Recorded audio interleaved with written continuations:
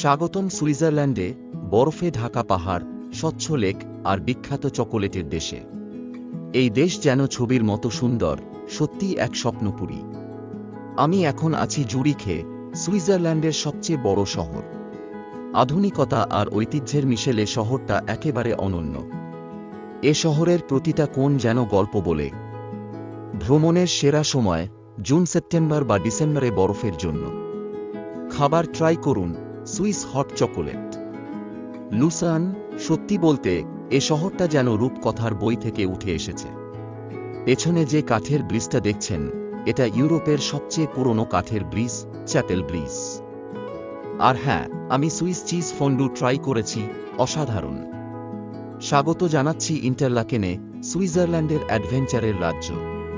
Paragliding, পাহাড়ি trail আর অসাধারণ প্রাকৃতিক সৌন্দর্য, সবকিছুই এখানে। আমি গিয়েছিলাম হার্ডার কুলম ট্রেনে করে, আর উপরে উঠে মনে হলো যেন স্বর্গে এসে পড়েছি।